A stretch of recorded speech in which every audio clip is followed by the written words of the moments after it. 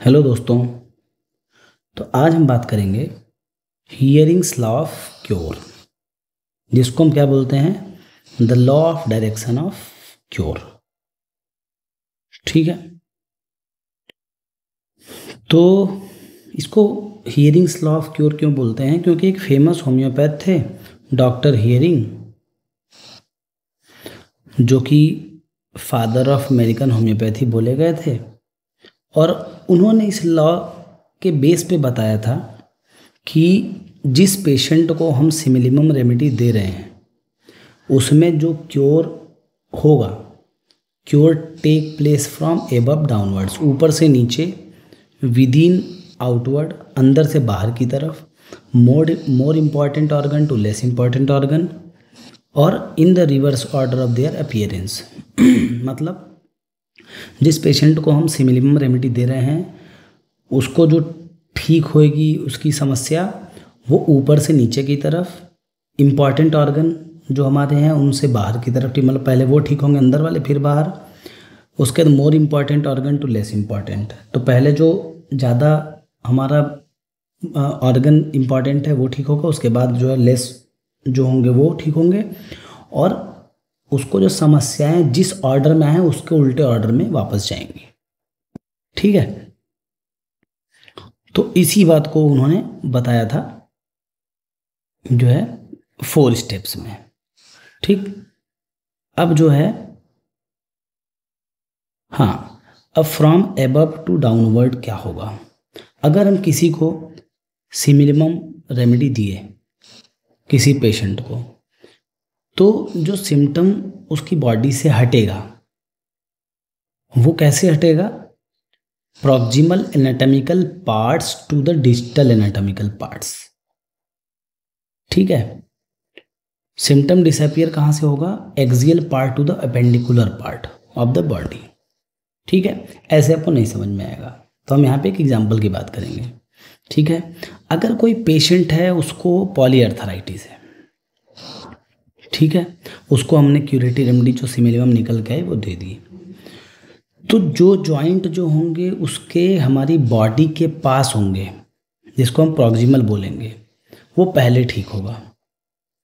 उसके बाद जो है जो हमारी डिस्टल पार्ट होंगे, दूर के पार्ट होंगे, वो बाद में ठीक होंगे।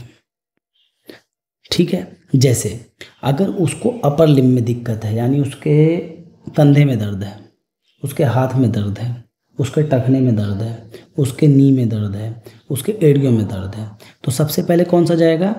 अपर लिम्ब में जो शोल्डर होगा सबसे पहले वो फ्री होगा। ठीक, उसके बाद फिर उसके हाथ ठीक होंगे, फिर उसकी कमर ठीक होगी, फिर उसके पैर के जॉइंट ठीक होंगे, फिर उसका तलवा ठीक होगा। ठीक है, तो ये हमारा ऑर्डर हमेशा फॉलो होगा। ठीक है, अब इसमें अगर हम देखें कि ऐसा होता क्यों है, तो अगर हम अपर क्वाड्रेंट में बॉडी पार्ट्स को देखें तो वो हमारे लिए क्या है? इम्पॉर्टेंट ऑर्गन, जैसे हार्ट हमारे पास है, लंग्स पास में है, तो हमारे लिए ज़्यादा ज़रूरी हैं।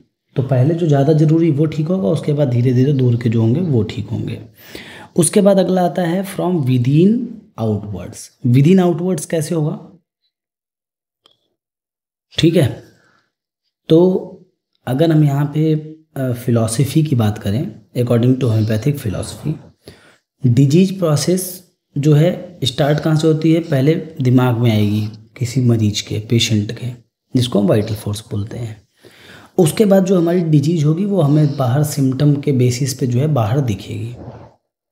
ठीक है, तो जो हमें डिजीज हमारे ब्रेन में आ रही है, इंटरनल मैन में आ रही है, वो क्या हो गई? Vital force. और हमें जो सिम्टम दिख रहे हैं वो हमारे एनाटॉमिकल ऑर्गन पे आ गया। ठीक है ना, तो सिम्टम क्या होता है किसी बीमारी का? आउटवर्डली रिफ्लेक्टेड पिक्चर होता है इंटरनली डिरेंज्ड वाइटल फोर्स का, ये तो हम मानते ही हैं। ठीक है ना, तो हमारा जो क्यूरेटिव प्रोसेस होगा कहाँ से होगा? सेंटर टू पेरिफेरी, मतलब पहले ब्रेन ठीक होगा, उसके बाद हमारे सिम्टम ठीक होने शुरू होंगे, वाइटल फोर्स ठीक होगी, उसके बाद हमारे जो है एनाटॉमिकल ऑर्गन ठीक होने शुरू होंगे। ठीक है ना, तो यही बात कौन किए थे? केंट सर किए थे।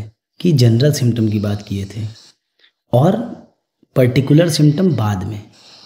तो हमें मोर इम्पॉर्टेंट क्या है, जनरल सिम्टम। जनरली ठीक होगा पेशेंट तभी उसके सिम्टम जाएंगे, ठीक है ना। अब यहाँ पे हम एग्जाम्पल की बात करते हैं। कोई पेशेंट अगर है, उसको मान लीजिए रिस्पायरेटरी कंप्लेंट है, मतलब सांस में समस्या है, और स्किन डिसऑर्डर है, मतलब स्किन पे प्रॉब्लम है उसको अगर होम्योपैथिक रेमेडी हम दे रहे हैं तो पहले उसकी जो रिस्पायरेटरी कंप्लेंट है वो जाएंगी, सांस की समस्या जो है, उसके बाद जो उसके स्किन के डिसऑर्डर जाएंगे। क्यों? क्योंकि हमारा जो क्यूरेटिव प्रोसेस स्टार्ट हो रहा है वो हमारे इनर सिस्टम में होगा, उसके बाद आउटर पे होगा, स्किन पे होगा, ठीक है। उसी तरह से अगर हम कोई केस ट्रीट कर रहे हैं जो हमारे पास रोमेटिक फीवर का है, तो इसमें जॉइंट्स पहले अफेक्ट हुए हैं, उसके बाद ये हार्ट तक चला गया है। भाई रोमेटिक हार्ट डिजीज जो होती है उसमें तो यही तो होता है, पहले जॉइंट इन्वॉल्व होगा, उसके बाद आपके हार्ट पे जाएगा वो। तो इसमें भी वही हो रहा है, वही चीज़ है। तो अब इस चीज़ में क्या होगा कि जब आप मेडिसिन दोगे तो पहले जो कार्डियक सिम्टम है वो जाएंगे, मतलब हार्ट ठीक होगा, उसके बाद जो है आपके जॉइंट ठीक होने शुरू होंगे। तो जैसे हमारे पास जो केसेस होते हैं जोड़ों के दर्द वाले, तो हमें उनको ये चीज़ समझानी चाहिए कि भाई आपका हार्ट पहले ठीक होगा फिर जॉइंट पेन ठीक होगा। और अगर आप एलोपैथिक दवाई खाओगे या आप दर्द की दवाई सिर्फ खाओगे तो वो सिर्फ आपको नुकसान ही करेगी, फ़ायदा नहीं करेगी। ये कौन समझाएगा? ये हम लोग समझाएंगे। कहाँ समझाएंगे? इसके रेफरेंस से, ठीक है। More important organ to less important organ. तो हमने बात की कि क्यूरेटिव प्रोसेस जो होगी वो डिजीज जो प्रोसेस होगी उसके अपोजिट होगा, ठीक है ना। डिजीज जो होता है प्रोसीड करता कहाँ से? लेस इंपॉर्टेंट ऑर्गन से मोस्ट इंपॉर्टेंट ऑर्गन में। और क्यूरेटिव प्रोसेस कहाँ से? उसका जस्ट उल्टा होगा, more important to less important organ, ठीक है। तो ये वही बात की गई है। यहाँ पे भी एग्जांपल से हम बात करेंगे कि अगर भाई किसी को रिस्पायरेटरी कंप्लेंट है और स्किन पे दिक्कत है, तो अगर हम होम्योपैथिक रेमेडी जो कि क्यूरेटिव रेमेडी है वो देंगे तो पहले कौन सी कंप्लेंट जाएगी? रिस्पायरेटरी कंप्लेंट जाएंगी, उसके बाद स्किन डिसऑर्डर ठीक होगा, ठीक है। क्योंकि क्यूरेटिव प्रोसेस जो है वो मोर इम्पॉर्टेंट, जो हमारा लंग्स हैं उनसे मतलब उनको पहले ठीक करने की कोशिश करेगा, क्योंकि हमें सांस लेना ज़्यादा ज़रूरी है। स्किन पे एक्जिमा है वो तो हम ठीक कर लेंगे जो है, लेकिन हमें सबसे ज़्यादा ज़रूरी क्या है कि हमें लंग्स को बचाना है, सांस लेने वाली समस्या को ठीक करना है, ठीक है ना। उसी तरह से अगर रोमेटिक फीवर की बात करें तो यहाँ पे भी कार्डियक सिम्टम हमारे लिए ज़रूरी है। भाई हार्ट चलना चाहिए अपना, हार्ट अगर हमारा चलेगा तो हमारे जॉइंट तो हम ठीक कर लेंगे उसको तेल लगा के या होम्योपैथिक रेमेडी पे सिम्टम बता के, हमें जॉइंट ही नहीं ठीक करना है। और ये हमारी सबसे बड़ी कमी है कि हमारे क्लिनिक पे अगर पेशेंट आता है जॉइंट की कंप्लेंट लेके तो हम कभी प्रयास ही नहीं करते हैं कि उसको और दिक्कतें क्या रही हैं। हम बस उसके जॉइंट के पेन को देखते हैं कि हाँ ब्राइन एग्रवेशन फ्रॉम मोशन ब्राइनिया, अच्छा लगातार चलने से आराम होता है, रस्टॉक्स। ये हमारी कमी है। हमें देखना किस चीज़ को है, उसकी पूरी समस्या क्या है, उसको कार्डियक सिम्टम तो नहीं है। उसके बाद चौथी पॉइंट आती है अपनी in reverse order of their appearance, ठीक है। Very true in case of chronic disease.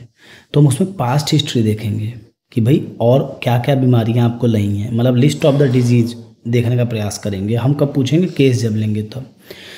तो मान लीजिए हम किसी पेशेंट की हिस्ट्री ले रहे हैं, ठीक है ना, तो उसको जो है इची स्किन मिली, उसको इरप्शन रहा कब? 20 साल पहले। उसको कॉन्स्टिपेशन रहा है, ब्लीडिंग हेमराइड्स रहे हैं 5 साल पहले।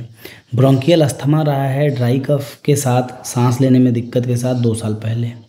तो अगर यहाँ पे हम रेमेडी देंगे अपनी, तो रेमेडी अगर हम देंगे तो पहले वो क्या करेगी? ठीक ब्रोंकियल अस्थमा को ठीक करेगी, क्योंकि सबसे नई कंप्लेंट वही आई है उसके लिए। उसके बाद फिर सिम्टम ऑफ हेमराइड्स ठीक होंगे, फाइनली द स्किन इरप्शन ठीक होंगे, ठीक है। तो यही है, हमें यही चीज़ देखना है। और अगर हमें ये सब देखने को मिलता है तो this is the good indication, indicates that remedy is curing the case, ठीक। तो आप सभी का बहुत बहुत धन्यवाद।